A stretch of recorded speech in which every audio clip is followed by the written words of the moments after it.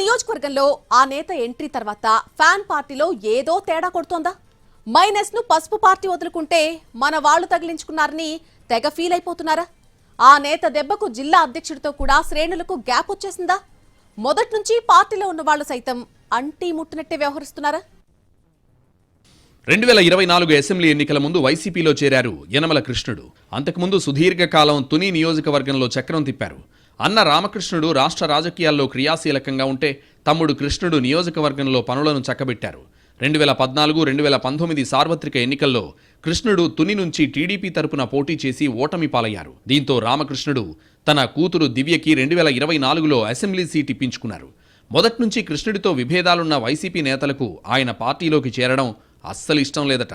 ఉమ్మడి జిల్లాలో అత్యల్ప ఓట్ల తేడాతో తుని నియోజకవర్గంలో వైసీపీ పరాజయం పాలైంది.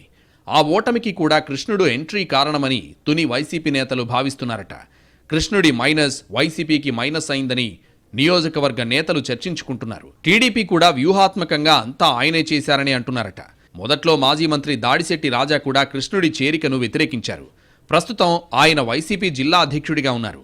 2014లో ఉమ్మడి తూర్పుగోదావరి జిల్లాలో 19 స్థానాలుంటే వైసీపీ 4 చోట్ల గెలిచింది.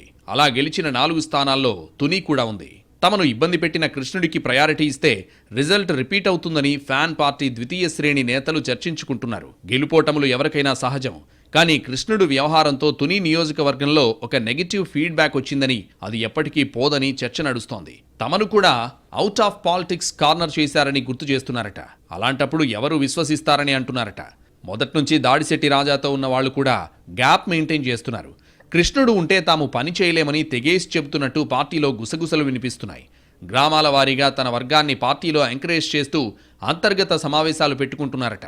మొదట్నుంచి పార్టీలో ఉన్న వాళ్లకు ఇచ్చే ప్రయారిటీ ఇదేనా అని రాజాని ప్రశ్నిస్తున్నారట కింది స్థాయి నాయకులు. అసలు ఆయన పార్టీలోకి రావద్దని పదే పదే అడ్డుకున్నారు. ఆయన వచ్చిన తర్వాత ఆయన వర్గానికి పార్టీలో ప్రయారిటీ ఇస్తే ఎలా అని ప్రశ్నిస్తున్నారట. ఈ వ్యవహారంపై దాడిశెట్టి రాజా దృష్టి పెట్టాలని, లేదంటే తమకు రాజకీయాలు పర్మనెంట్ కాదని కొందరు నేతలు డైరెక్ట్గానే క్లారిటీ చేశారని తెలుస్తోంది. జరిగిన నష్టం చాలు, మరీ ఆయన్ను నెత్తిన పెట్టుకుంటే రాజకీయాలు చేయడం అంత ఈజీ కాదని అంటున్నారట. కృష్ణుడి వర్గం మాత్రం తమ నాయకుడు పొలిటికల్గా సీనియర్ అని, ఏదో కాలం కలిసి రాక అలా ఉండిపోయారని చెప్పుకొస్తున్నారు. ఆ మాత్రం నియోజకవర్గంలో రాజకీయం చేస్తే తప్పేంటి అని ప్రశ్నిస్తున్నారట. ఎవరైనా పార్టీ బలోపేతానికి పనిచేస్తున్నాం కదా అని సెటైర్లు వేస్తున్నారట. అన్నను కాదని యనమల కృష్ణుడు దాడిశెట్టి రాజాకు పనిచేస్తారని అంటున్నారు. మొత్తానికి తుని నియోజకవర్గంలో అంతా ఆయనే చేశారని ఫ్యాన్ పార్టీ కార్యకర్తలు గుసగుసలాడుకుంటున్నారు.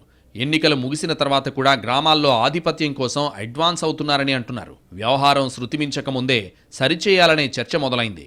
కృష్ణుడి వర్గం మాత్రం ఆ మాత్రం చేస్తే తప్పేంటి, అవకాశాలు క్రియేట్ చేసుకోకూడదా అని ఎదురు ప్రశ్నలు వేస్తున్నారట.